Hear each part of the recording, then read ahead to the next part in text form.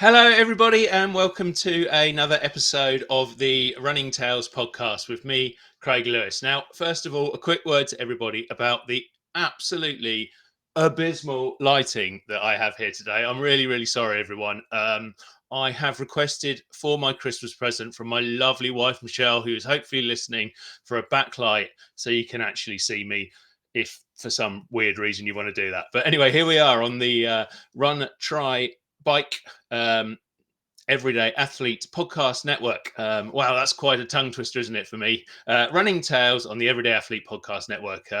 Please have a little listen to all the wonderful podcasts that we have on here. Loads and loads of good stuff. Beyond the Finish Line with Joe Harden, the Fireside Chats with Jason and Ohm, all kinds of great stuff. You are hopefully listening to us now on Tuesday at 6 o'clock in the UK, perhaps a little bit later or a different time wherever you are around the world. We are live on YouTube and Facebook and Instagram and X, Elon Musk's wonderful X that shaped a US election. I'll let you decide whether that's a good or bad thing yourself. But we're on there as well, and I say that just in case you're listening on the podcast and you want to catch us every second week live on those places. So anyway, enough of me rabbiting on. My guest today is the wonderful Paula Black, and Paula is someone who always dreamt of running the London Marathon, the flagship long distance event in the UK. She'd watch it every year and think about how much she'd love to take part in it. Despite that desire, she'd always sort of conclude that running that 26.2 miles was out of her reach. But eventually she did start running. We'll go into the how and why that happened. And one year, watching that marathon, she took the plunge and she entered. And she set herself a goal of 5 hours. And do you know what time Paula finished in?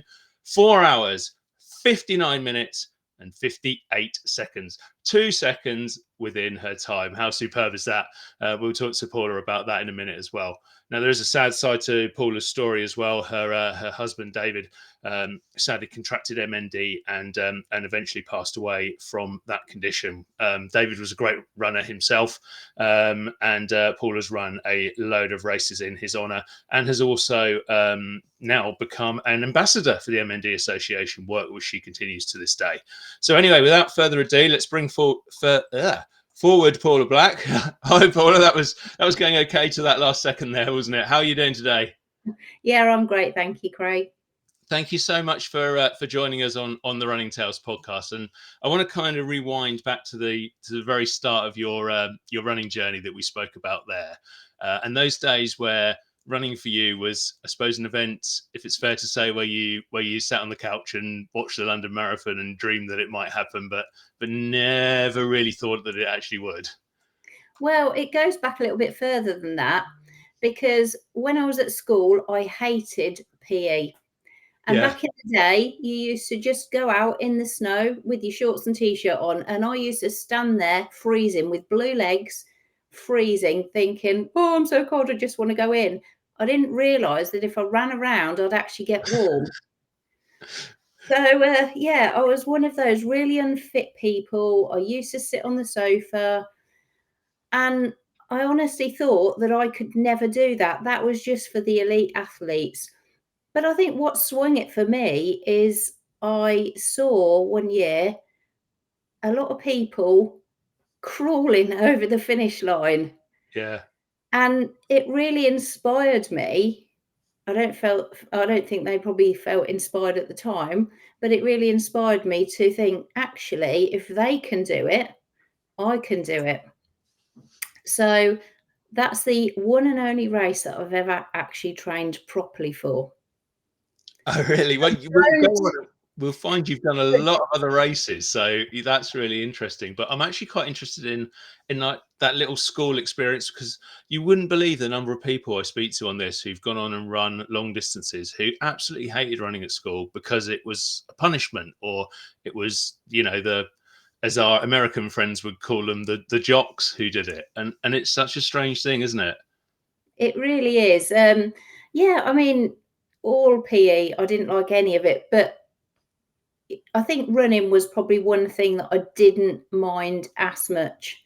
And I remember going round the field at school, cross country, and I was actually not bad at the slower, longer races, even back in the day. And this is going back to middle school. But once you, leave school, I was a chef. I didn't really do any exercise at all for many, many years. And it was only once I had the children that I thought, actually, I'm getting a little bit older now. I really ought to do something. So I started taking them to nursery and running home. The first time I ran I think it was 1.7 miles back from the children's nursery, because I thought if I run, I'll have more time at home and then I can have a shower and walk back again to pick them up. Yeah. 1.7 miles, I honestly thought that I was going to die. It took me about 20 odd minutes to do it. And now I would call those junk miles. Yeah. You wouldn't get your kit dirty to run 1.7 miles. So yeah, that's where my journey started. And I think the first race I ran was around about 2010, the Race for Life. And it was a couple of friends from mums from the nursery that said, oh, come on, we're going to do it. Come along, Paula, you do it with us. And it was such a great atmosphere. I think it was the atmosphere that sort of drove me on. The atmosphere at races, it's electric, especially in the beginning. I always feel quite emotional and quite tearful because I think, yes, I'm here, I'm alive, I'm doing this. Yeah. And the first time I finished the Race for Life, I did it in 34 minutes and I managed to run all the way. And I just felt so proud of myself. I find that really interesting, actually, because I think my wife Michelle, or know of Michelle, and Michelle's story is so similar to yours in terms of her dad actually was a big runner, so she was always interested in running. Used to watch him do the London Marathon, but she never really ran herself. And then when she started, which was kind of because I was training to do the Milton Keynes Marathon. And she joined me on a few of those, and literally she'd be running to the end of our road. I think it was 200 meters maybe, and she'd be exhausted. And Michelle's gone on and done 19 marathons and an ultra, so it's so interesting, and people forget sometimes where they started and what they've gone on to. And I can see that in your story as well. And I think she did a Race for Life very early on as well. It's a fantastic event for getting people going, isn't it? It really is. And I think the following race that I did was the Peterborough Half Marathon. Yeah, that was my very first one, and I only did that because somebody dropped out. I was just doing a lap of Pitsford every week, and that was about all my running. And Pitsford is a reservoir near where we live. It's about 6.5 miles round. Beautiful, beautiful place. And somebody fell out of the race, sort of pulled out of the race. That's the word. And I thought, actually, yeah, I'll take your place. So I ran it. And my first half was 2 hours 19. So once you've done one, you've then got to try and better it, haven't you? So I didn't do that race again, but I did do Silverstone Half Marathon. And I think I managed 2 hours 2 was my best. Okay. Yeah, that's not quite a lot off. Yeah. But that was a few years later. Yeah. I'm just interested on, obviously, you've mentioned you kind of love the atmosphere around the Race for Life and so on. And you'd always loved the idea of the London Marathon. But as someone who'd been unsporty at school, at what point did you sort of think, I actually love the process of running? I think it's the camaraderie. Yeah. The amount of support and help you get from other people. I do parkrun most weeks, but it is really the friendships that you build up through the running. And people look out for each other. I find it hard running a race with somebody. I don't want to ever slow people down, but then I don't want to be put under too much pressure. At the end of the day, when you're racing, you're only in competition with yourself. My worst fear would be always, I don't ever want to come last. And I do have a bit of a funny story for that. I did a fell race years and years ago. It was a grade 1, as you do. But we'd just gone away for a weekend, and somebody said, oh yeah, we're going to do this fell race. So it was in Malham. It was 1.5 miles up and 1.5 miles down. Somebody actually fell and broke the ribs on the way down. But when you say run, I couldn't run up this hill. There was a man in a Mr. Blobby costume, a big inflatable Mr. Blobby costume, and even he beat me. Well, my husband at the time was running it dressed as Mrs. Brown, as you do, and I said to him, don't overtake me, because that would have been me last. So, you know, lovely man as he was, he came last, so I didn't have to. Oh, bless him. But there was stalls and everything in this race, and this Mr. Blobby man just whizzed over them. I don't think you've ever been a proper runner unless you've been beaten or overtaken by someone in a ridiculous costume at some point. I got taken over by I think it must have been like a 12-foot giraffe during the Milton Keynes Marathon. And that was my first marathon. And it was probably the only reason I just about crept in under 5 hours, not quite as close as you, but we'll get to that. Was because I was determined to take this giraffe back over again. So I'm a big fan of racing people in weird costumes towards the back of the pack. There's nothing wrong with that at all. And you also need to chat to our fellow Everyday Athlete podcast host, Joe Harden, about finishing DFL, because he has done it and he absolutely embraces it and loves it and just says, do you know what? I ran my own race and that's where I finished. And it's all good. But yeah, so you're up and running and you're starting to enjoy it, and you're getting your half marathon time down, and even though every now and again you might be being overtaken by strange people, how did you eventually get to that stage where you were entered? And I guess the question is, how did you eventually pluck up the courage to put that entry into the London Marathon? I honestly don't know what the trigger was. All I can say is I think it must have been doing the Race for Life, because I'd only done the Race for Life, 1 half marathon, and then straight in there. Yeah. Well, yeah, I plucked at the courage. I didn't get in on the first ballot, but if you pay your entrance fee, they put you into a separate ballot where there's another 2,000 people that can get in. And I actually got into there, and I could not believe it. I mean, the chances of getting into the London Marathon the first time on the ballot are like, I don't even know what the percentage was. Yeah. I mean, now there's about 850,000 apply for about 20 places, I should think. You know, it's really slim. But I've actually managed to run it another 3 times after that. So yeah, I got into the London Marathon. I was so excited. I can't tell you how excited I was, because, you know, for many people, that is the race. I didn't even know there was other marathons at the time. It was only ever the London Marathon, because we're going back to 2012 when I ran it for the first time. And yeah, religiously, I followed a training plan. I went out running. I was running about 35 miles a week. I got up to 20 miles. I could run 20 miles in 3 hours 25. And I didn't start running really till I was 40. So, you know, I was quite pleased with that.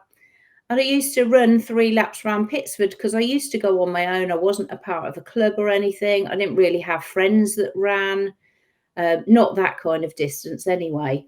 So I used to hide drinks in the bushes, run a lap, have a drink, run a lap.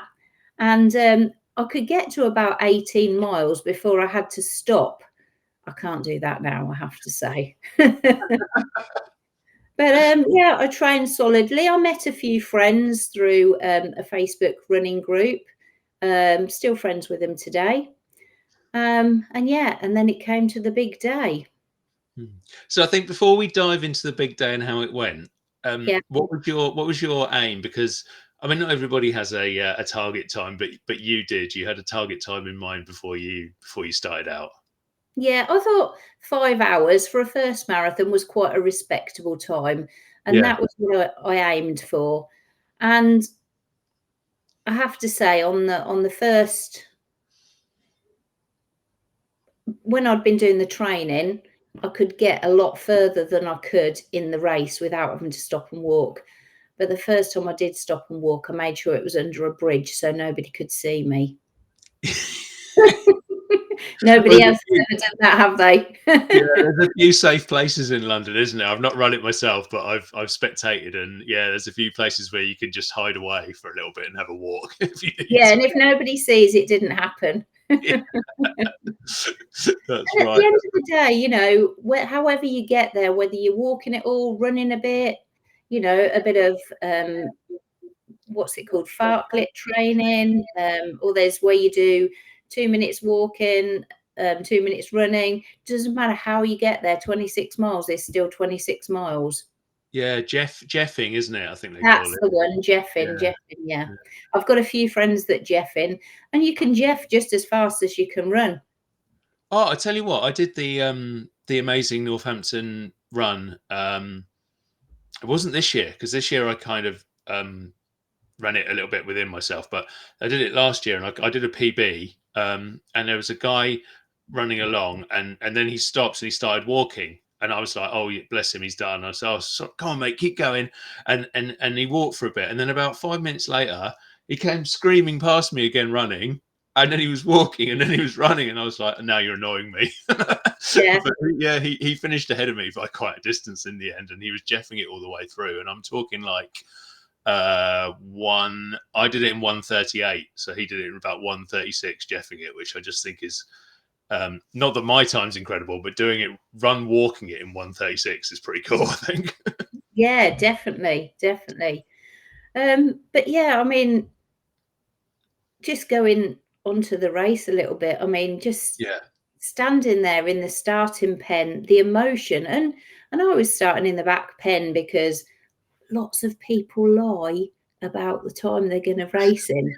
yeah, So I was at 5 hours and in the back, whereas, you know, people were finishing in sort of 8, 9 hours and they were in pens in front of me. So, you know, when you are running a race like the London Marathon, you do have to do a lot of weaving. The yeah, first time I ran it, I actually ran 27.5 miles because of the amount of weaving. And yeah. then the second time I realised that there's a blue line. If you stick to that, you run a lot less. So, you know, I could have ran a lot quicker if I hadn't have put the extra miles in. Yeah, definitely. But anyway, you know, that 5 hour target was set. Tell Yeah, people what time you finished in. I finished it in 4 hours, 59 and 58 seconds. 2 seconds. It got much closer, but Yeah, I had 1.5 miles to go and I had 25 minutes. And you know, as you're coming up to the main bits of London and you've got Big Ben and you've got the, you know, all of that amazing, you know, buildings that we've got, yeah, I didn't ever think that I was going to run it again. So I walked and slapped people on the hands and really yeah, soaked up the atmosphere. And everybody, I had my name on my chest, and everybody saying, "Paula, you're amazing. Keep going, keep going." And it wasn't that I couldn't run it. I didn't want to. I wanted to lap it all up. So yeah. I don't know how I managed to get in just that 2 seconds before. Did you know that you were there? I suppose you don't, because you never really know when you're actually running a marathon what time you're coming in, because you're starting in a different pen and it's never quite the Yeah, same when you cross the line, and you're relying on your watch, which is never entirely yeah. accurate, is And you know, the slower runners at the back probably, or sorry, the more social runners at the back probably start 25 minutes after the start gun's gone. So you have it? no idea of what time you were going to do. But I knew I couldn't be far out. Yeah. Hmm. Um, so yeah, I was just, and I was over the moon. And I just cried when I finished. And it sounds like it was everything you ever hoped it was going to be. It really was. It really was. Yeah. Um, Fantastic. and did you know that kind of that second you finished, as you were perhaps waiting for your time, or maybe just finding it out and having that little well-earned cry, that you thought, "I'm going to do this again"? I didn't think straight away because it No. hurt. a lot. And I pretty much collapsed at the end. I gave it everything I had. And they closed Horse Guards. I don't know what was going on, but there was a big bottleneck at the end. So you walked along the mall, and you got your medal and everything. And what I should have done was had something to eat, a bite of something to eat and a drink, but I didn't. I stood there for an hour and I was exhausted, and all I wanted to do was sit down. So I sat down. I mean, I could have been crushed, but people around me were, this is what I mean, the camaraderie. People were around me and they were saying, come on, have something to eat, have something to drink.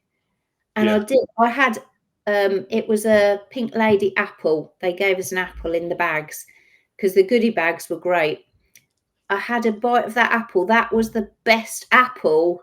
It tasted the most delicious thing I could have eaten. And everybody was right. I had a drink, had something to eat, and I felt much better. But when I got out of the bottleneck, I had some friends that were supporting me, and it was so busy. I was exhausted. I thought, I don't know how I'm going to find these people. My phone wasn't working because so many people were trying to use the phones. So I sat down on the curb and just hoped they'd find me. Yeah. And they did eventually. I don't know how long I sat there for. And when I saw them, I cried again. Oh, well deserved again, really. Yeah. I mean, it is a really, finishing that race, like I say, I've never done it, but my wife, Michelle, has. And the emotion that she had, and we couldn't find her at the end either. And I went to the wrong meeting point, which was entirely my fault, and I hadn't run 26.2 miles. So no excuse, really. But yeah, it's such a fantastic sort of achievement and feeling, and everybody around you. There's not many situations where you get thousands and thousands of people all that closely packed in together, and everybody is so happy, and everybody's got this great sense of achievement and happiness, whether that's because of what they've done or on behalf of friends and family, really. Yeah. I mean, I love going down there, even if I'm not running. I love going down there just to support people. The atmosphere, honestly, if you've never been, just go down there. And I've sussed out a route where you can go to meet people 3 times along the route. You don't have to use the tubes or anything. You can just walk. Oh, well, that's quite the achievement. I mean, you need to share that with people, because you can make some money out of saying that. Everybody will be doing it, won't they? Yeah, don't tell everyone. No, keep it a good secret. I mean, like I say, I love London, and I'd really be interested to hear people listening to this, watching this, where if they've done other marathons around the world, how do they rank them all? Let us know. That'll be really interesting. We've done London and we've done Paris, and London's better than Paris, but I know there's lots of American listeners, and they love their New Yorks and their Chicagos and their Bostons. So let's have a rank of marathons in the comments. But for you, Paula, you loved London so much that you eventually decided that you were going to go back and have another crack at it. Yeah, well, I've actually done it in 2012, 14, 16 and 19. And surprisingly, 2019, I don't know how it happened, but I actually got a PB that year, and I managed 2 hours 44. 2 hours 44? Sorry, no, I wish. 4 hours 44. I think I'd definitely get in on a green place the next year. 4 hours 44, which is a spiritual number. And this was after, we mentioned earlier, my husband died of MND.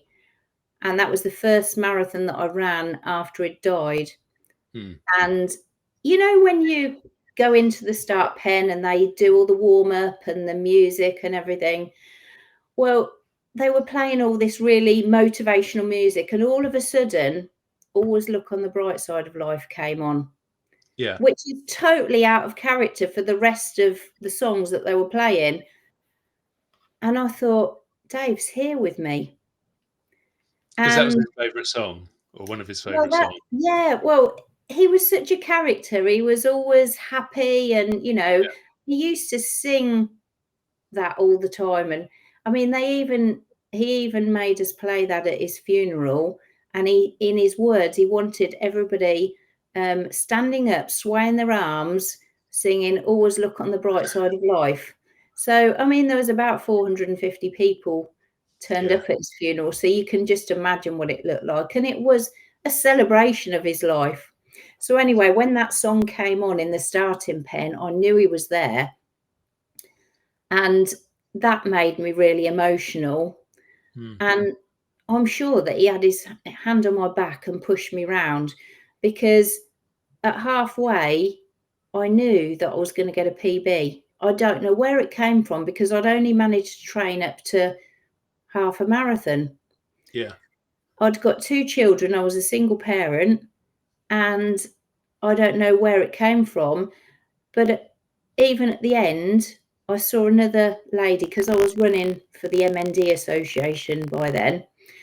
And I saw a lady, and she looked like she was really struggling. And I said to her, I'm on for a PB. It doesn't matter what I do. If I walk the rest, I'm going to get a PB. So let's do this together. And we walked it and crossed the line together. And it was just such an emotional, I mean, the London Marathon is an emotional day. But to know that I got it in 4 hours 44, which I never dreamt that I could have done that. And yes, I could have done it quicker if I hadn't have helped that lady. And I don't even know what her name is. But I could have probably done it in 4.5 hours. But it was more important to me to support her to get across the line and do it together. Yeah. Oh, well, that's absolutely lovely, and I think that kind of epitomizes the spirit of running when you're kind of outside of that elite bubble, which is sort of what we're about at the end of the day. Yeah, we all like times, we all like PBs, but helping somebody else and getting round and enjoying the race is probably the more important thing. And it sounds like that was a really special day for you all round. It really was. Yeah. I mean, I have done other marathons, not just the London Marathon. I would say a really important one that I did was the Rob Burrows Leeds Marathon in 2023. Yeah. That was a tough one. Who puts a 4-mile hill in a marathon at mile 17? That's just cruel. And I did actually see Rob Burrow at the end of it. He was sitting outside waiting with his dad, waiting for a lift home in his wheelchair. By this time, he couldn't speak. For those of you that don't know who Rob Burrow is, he's a rugby player, used to play for Leeds Rhinos. And he recently, June, died of MND. So at this stage, he was being pushed around in a wheelchair by a amazing gentleman called Kevin Sinfield, who's done lots and lots of challenges. He is a machine. There's no doubt about it. So anyway, Kevin had probably gone home by this time, and Rob was sitting outside in his wheelchair with his dad, and he couldn't speak, and he had one of these eye gaze technology things where he could speak using his eyes. And I said, Rob, that was a brilliant race. I said, but can you take the hill out next year? He gave me the loveliest smile, and I'll hold that in my heart all the time, because, you know, he might have had advanced MND, but, you know, you saw that twinkle in his eye, and, oh, he was just such a wonderful man. Yeah, I mean, I don't know. I'm guessing some of our sort of people from all around the world have probably don't know the story of Rob and Kevin, but for us in the UK, it kind of touched hearts throughout the country, really, to listen to their story and see the amazing things that they did together, and that bond of friendship that they had from playing rugby at the highest level. I think they both played for England, certainly played for Leeds Rhinos at the very highest level, and then just taking that on when Rob became ill, and doing such amazing things together. It touched the nation, really, didn't it? And for you, with your personal story, it must have been 2-3 times as much, I guess. It's been amazing, because, you know, through going through one of the worst times in their life, as I did, you know, they had a platform and they used it. Yeah. And, you know, they were very private people, but they shared their story, and the difference it's made to people living with MND has just been phenomenal. You Hmm. know, we can do a lot more research, we can help more people, and it's getting people talking about it as well. Yeah, because it was kind of, I don't know if this is fair, but I think it was probably kind of a condition that people had heard of, but nobody really, because it comes with just initials, and nobody really necessarily knew what it was. Oh, it's serious, but I don't quite know what it was. And but now people do know, mainly because of the work that they've done, and people like Doddy Weir and so on as well. Yeah, definitely. I mean, David was diagnosed in 2014. Before that, he was an amazing runner. Mm. I've done a few races in his memory, and because he couldn't run anymore, I did them. And his just changing the subject slightly, his last marathon was the London Marathon as well. Yeah. He'd run it lots and lots of times. I've lost count. But yeah, I've forgotten where I was going now. Well, tell us about David and the running that he did first of all, and then obviously maybe move on Yeah. to kind of how your life changed and his life changed when he got MND. Yeah, so I was a new member to a running club after I ran the London Marathon, and did it without knowing any other runners. I joined a running club, Yeah. and he was there. And David was the kind of person, he would always run at the back to make sure that all the ladies were okay. He was such a gentleman, he wasn't bothered about times or anything. And I just remember thinking what a lovely man he was. Yeah, so eventually, we started seeing each other. He was quite a bit older than me, and I always remember him running up a hill behind me, and I just wanted to stop, and he'd go, "Paula, keep going, keep going, keep going, don't stop." And he gave me so much encouragement, but just not me, everybody. Yeah. He did used to like to dress up, and he was quite eccentric. Nobody had a bad word to say against him, and I can't imagine how he got away with some of the things he said and did, because he was a bit like a character from a Carry On film. But yeah, I mean, I owe a lot of my running journey to him. Hmm. And then when he got diagnosed with MND, we talked about it to people at the running club, and we decided to tell all of our friends as well. But before that, I didn't have a clue what MND was. Yeah. 2014, the Ice Bucket Challenge happened, which I do believe started off in America, and it just went viral. And I did it for a different charity. I hate to say that now, because I thought, well, I don't know what MND is. I only knew of Stephen Hawkins. So Yeah. I did the Ice Bucket Challenge, and little did I know at that very time, my husband had MND. He wasn't actually my husband at that time, but he had MND, and the first we knew about it was he started getting twitching in his arms, and that went on and on and on. And I said to him, "Oh, you really ought to go to the doctors. That's not normal to have twitching like that." And then he started having problems with his hands. He couldn't use his fingers. I thought he was trying to get out of hanging the washing out personally. But then I realised actually it wasn't. So he went to the doctors. They had loads and loads of tests. It took about 10 months to get diagnosed. And sadly, he was on his own when he got diagnosed, because he didn't expect to get the diagnosis that day.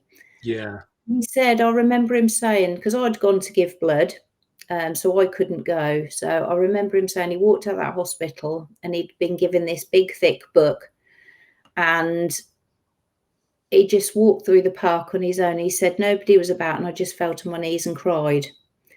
So when I got home, he was already sitting at home in the conservatory with a beer, and I thought, well, that's what's going on. He Hmm. doesn't drink. And he said to me, I've got MND, and gave me this book, and I opened this book up, and it said, you've got 2 years to live. And that's the first thing I read.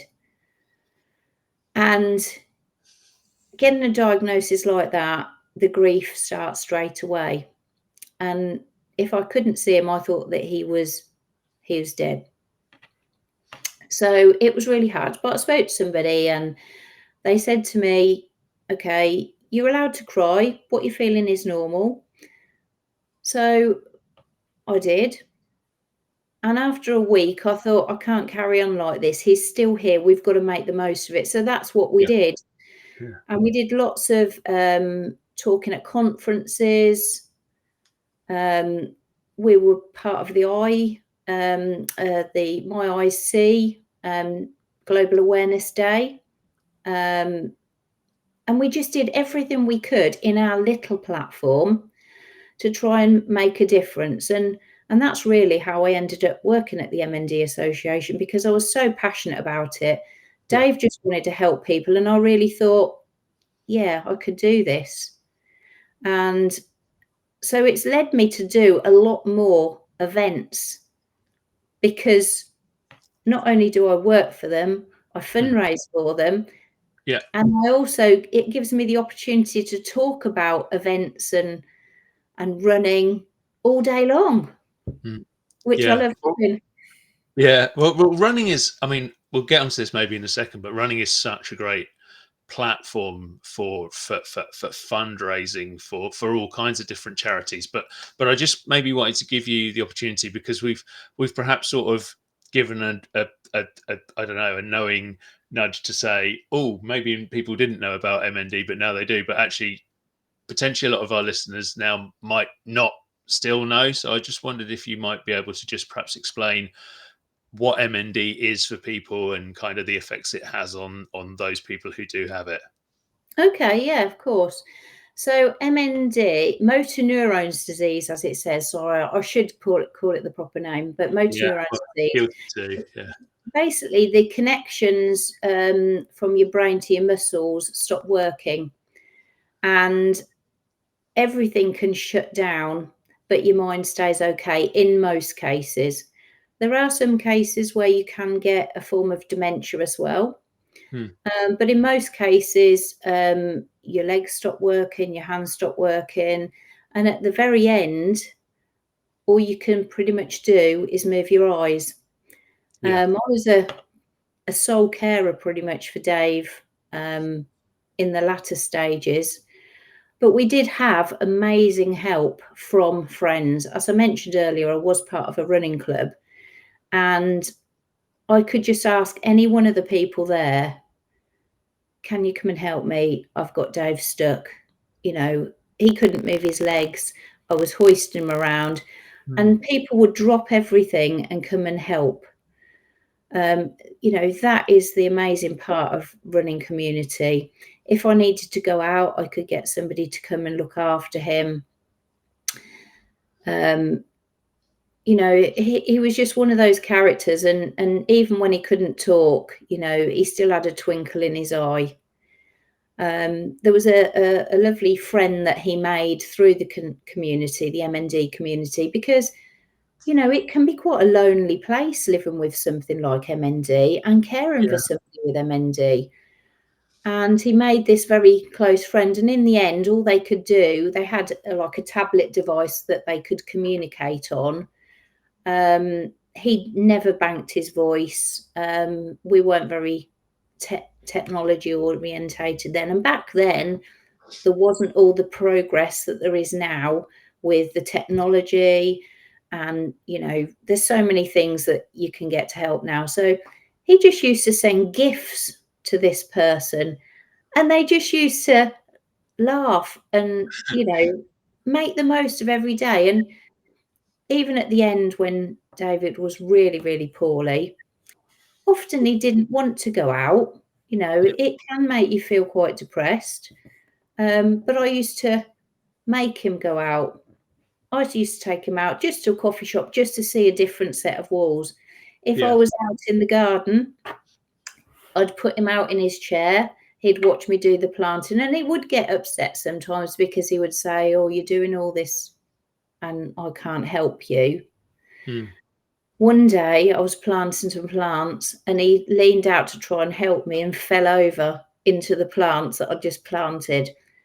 But you have to, sometimes something like MND does give you a bit of black humour, and you turn around and say, "Oh, Dave, look, you've just crushed all the plants that I've just planted," Yeah. and you Uh, you yeah. have to laugh, It's a but not, laugh or cry situation, isn't it? I yeah, suppose. and not everybody can. Yeah. So yeah, MND is the signals from the brain to the muscles. There's a fault and they stop working. Hmm. Yeah. Yeah, and the real tragic thing about it, if I've got it right, is there's no cure at the moment, is there? It is, to use a horrible phrase, a life sentence, and that's what the work of people like the MND Association is doing to try and find that cure. Yeah.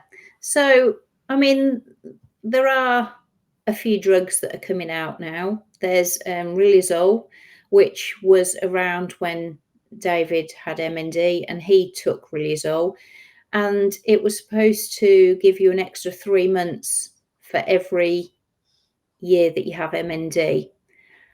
I personally don't know that it worked for David. Yeah. For us, it was probably more of a crutch or more of a hope, because you want to have hope.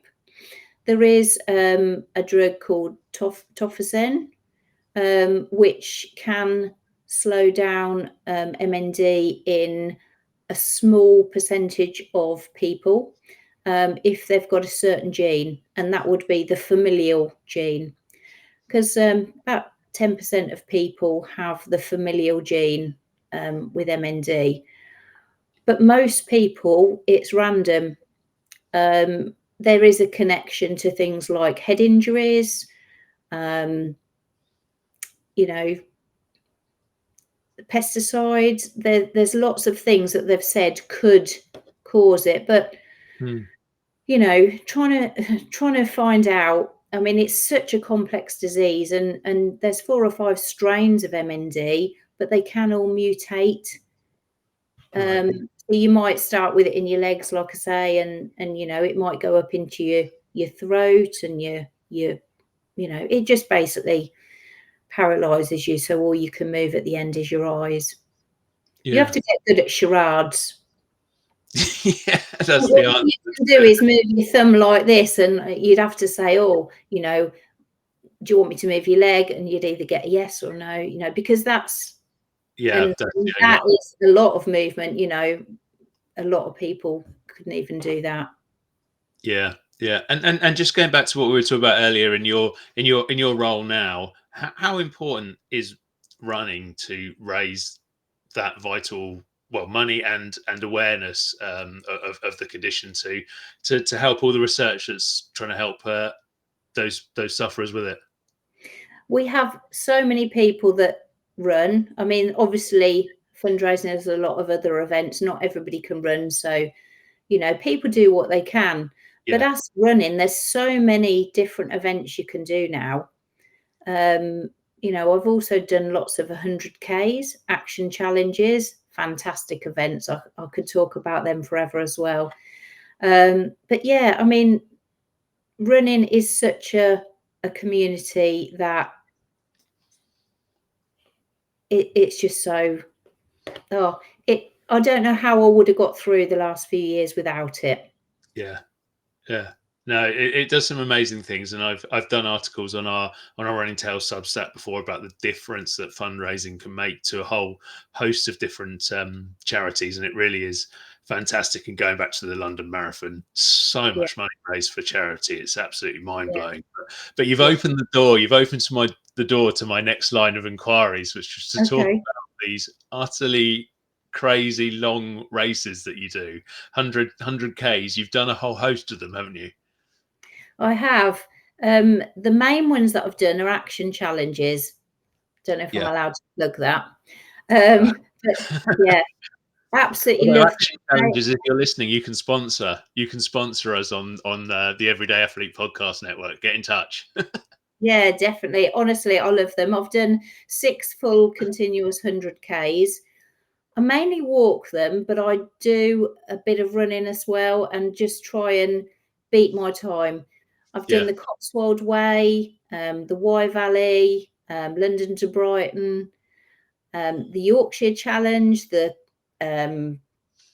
Peak District Challenge, and they're not nice little flat paths that you walk along. They're challenging. Yeah. They really Yeah. are.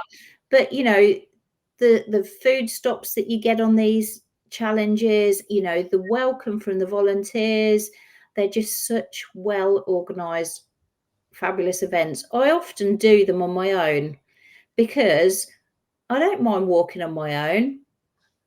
I can just stop and talk to anybody. You might gather, I'll just talk to anybody. And I've made friends on these challenges that, you know, the support you give each other. Again, it's all about support and helping people get through tough times. There was one lady that I remember, I'm not going to say her name just in case she's listening, but her and her husband, well, she was walking on her own, and her husband and the dog were at each rest stops. I've never managed to get my husband to go to any of the rest stops. He normally just picks me up at the end. Anyway, this guy was up all night supporting his wife, picking her up at each rest stop with the dog, you know, giving her all encouragement. And then she met me. She was about to give up at 50K. And her husband said the difference in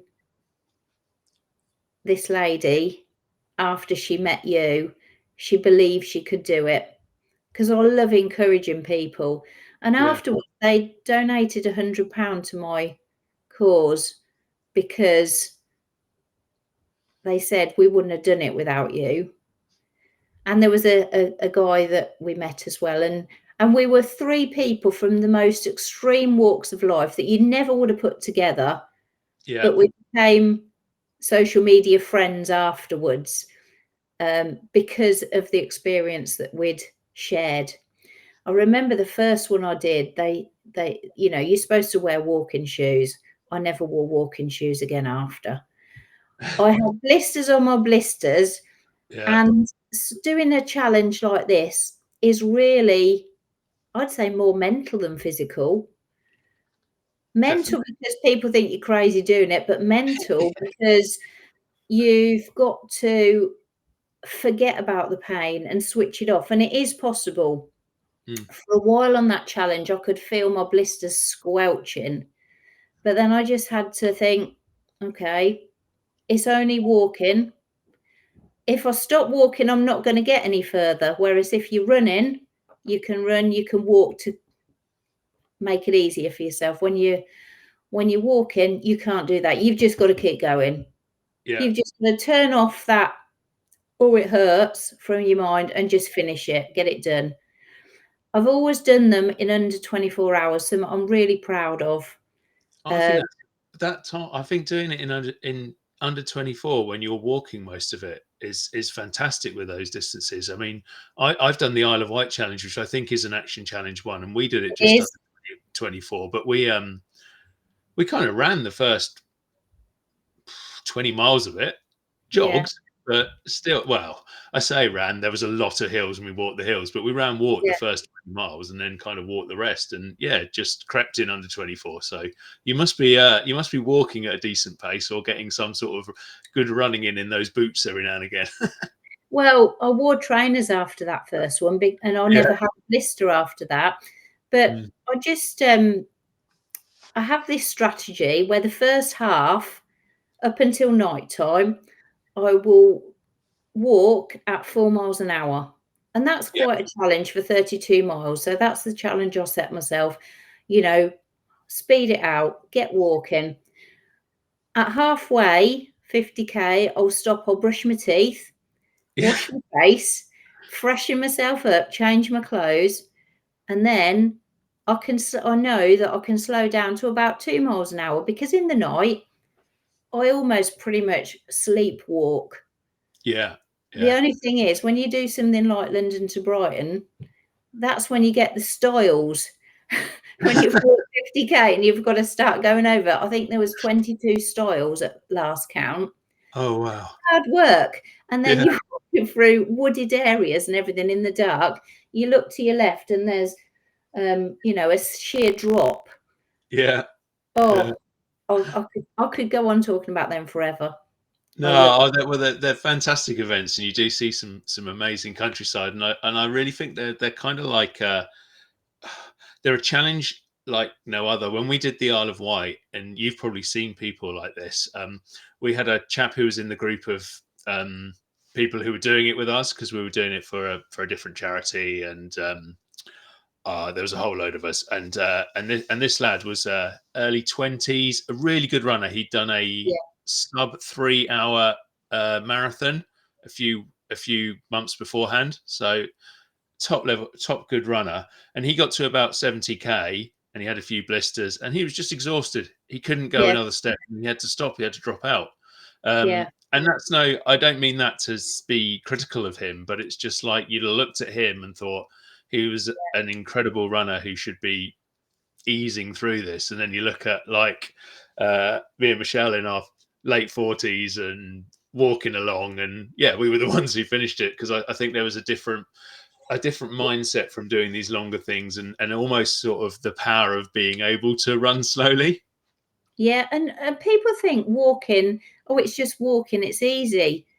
But walking 62 miles is hard. And you've really got to have the mental capacity. I've never been a quick runner. Actually, one of my favourite races, it was an ultra I managed to do, and it was out and back along the Thames. And I really enjoyed it because I must be a bit mean, really. All the fast runners, you could see how exhausted they look, because normally they're recovered by the time I finish, and seeing them look rough was a real boost. Yeah, definitely. No, there's nothing better than seeing an elite or really good runners struggling when you're actually doing I know. We shouldn't laugh. It's a bit mean, but going back to the action challenge again.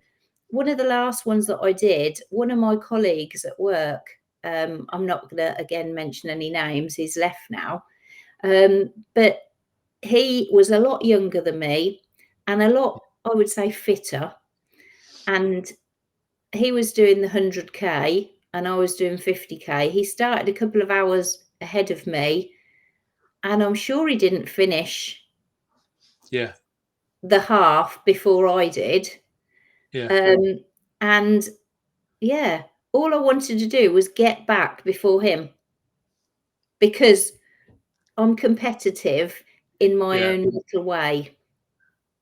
Oh, there's nothing better than having a little humble brag over a work colleague, is there? I know. Yeah, definitely. Just looking back at your whole journey of running, how much enjoyment and happiness would you say that the sport has given you, and how grateful are you that you took those first steps to just running to the nursery and back? When I'm actually running, I don't enjoy it at all. No, that's not true. I enjoy running with my friends on a Sunday morning. Yeah.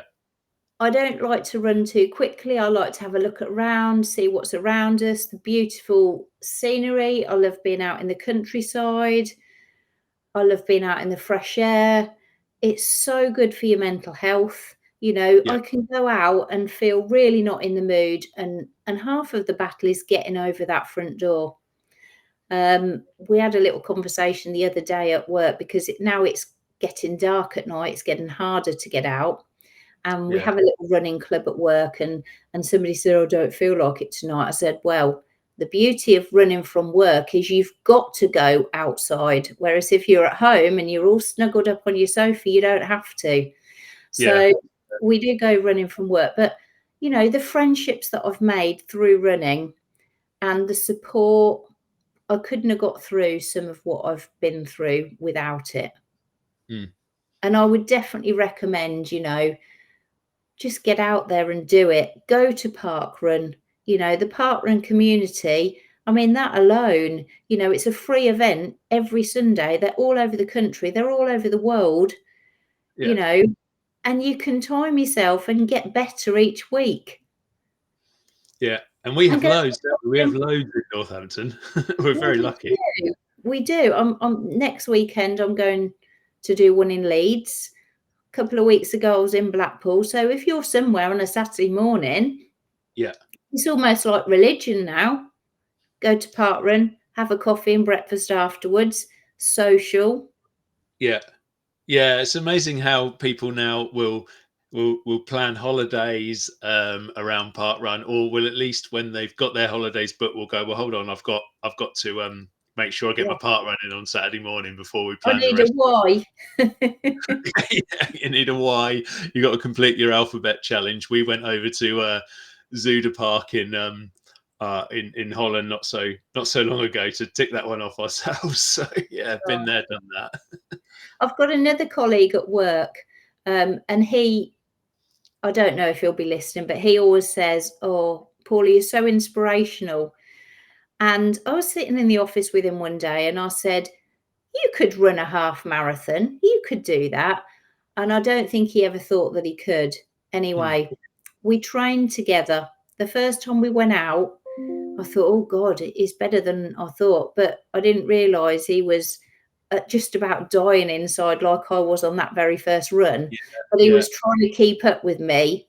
Anyway, we carried on running. And unfortunately, I was poorly on the day that we were supposed to run the half marathon together. But from being a non-runner to running the Northampton half within 6 months in 2 hours 30, and the confidence that it gave him, the difference. Now he's an avid park run runner. I said, right, now you've done your half marathon, right, you need to do park runs. So he goes every week and he's much quicker than me now.